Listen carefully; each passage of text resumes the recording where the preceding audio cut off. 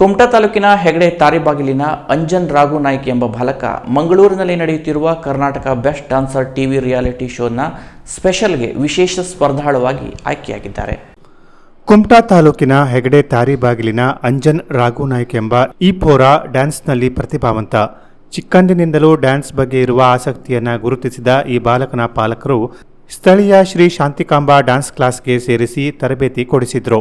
ಒಂದೇ ವರ್ಷದಲ್ಲಿ ಅತ್ಯುತ್ತಮ ನೃತ್ಯಪಟುವಾಗಿ ಹೊರಹೊಮ್ಮಿದ ಈ ಬಾಲಕ ಜಿಲ್ಲಾ ರಾಜ್ಯ ಮಟ್ಟದ ವೇದಿಕೆಯಲ್ಲೂ ತನ್ನ ನೃತ್ಯ ಪ್ರದರ್ಶನ ನೀಡುವ ಮೂಲಕ ಸೈ ಎನಿಸಿಕೊಂಡಿದ್ದಾನೆ. ಈತನ ನೃತ್ಯ ನೋಡಿದ ಪ್ರೇಕ್ಷಕರು ಚಪ್ಪಾಳೆಯ ಸುರಿಮಳೆಯನ್ನೇ ಗೈಯುತ್ತಿರುವುದು ಈ ಪುಟ್ಟ ಪೋರನ ನೃತ್ಯ ಪ್ರದರ್ಶನಕ್ಕಿರುವ ಶಕ್ತಿಯಾಗಿದೆ ಎಂದರೆ ತಪ್ಪಾಗಲಾರದು.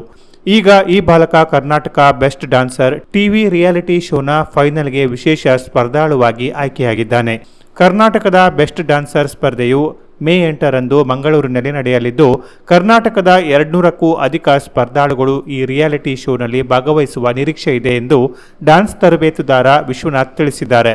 ಅಂಜನ್ ಈ ರಿಯಾಲಿಟಿ ಶೋನಲ್ಲಿ ಗೆಲುವು ಸಾಧಿಸಲಿ ಎಂಬುದು ಬಾಲಕನ ಪಾಲಕರಾದ ರಾಘು ನಾಯ್ಕ್ ಹಾಗೂ ತನುಜಾ ನಾಯ್ಕ್ ಸೇರಿದಂತೆ ಅವರ ಹಿತೈಷಿಗಳ ಶುಭ ಹಾರೈಕೆಯಾಗಿದೆ. Canara plus news, Kumta.